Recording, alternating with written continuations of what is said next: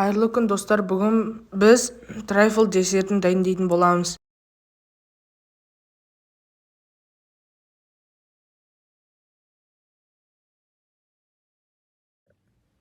Алдымен жұмыртқаға қантымызды қосып аппақ болғанша араластырамыз.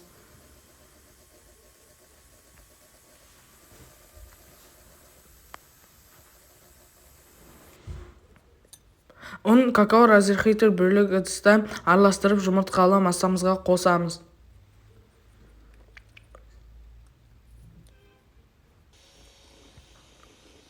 Тағы да жақсылап миксерлейміз.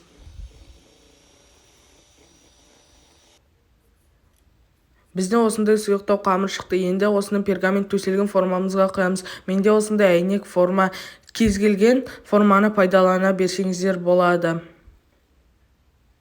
180 градуста 20 минут пісіреміз. Асты үстіне қоямыз. Бисквитіміз пісті. Енді оны суытамыз.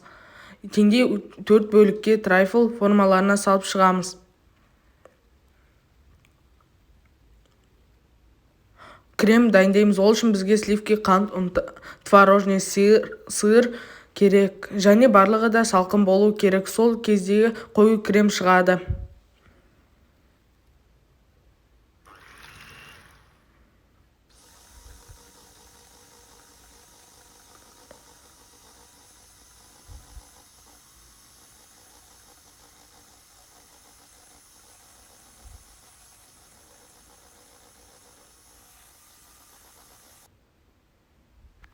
Дайын болған кремімізді теңдей 4 бөлікке бөліп бисквиттеріміздің үстіне жағамыз.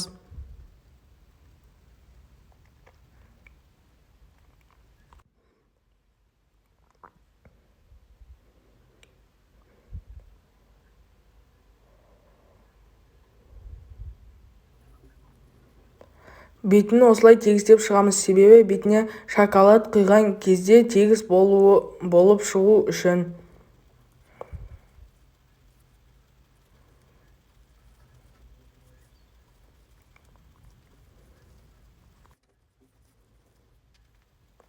Кемінде 1 сағатқа морозильникке салып қоямыз. Әйтпесе шоколад құйған кезде креміміз еріп кетуі мүмкін.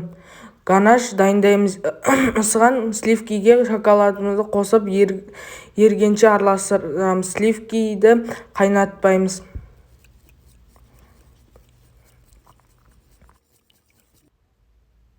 Суыған ганашымызды трайфлдың үстіне құямыз.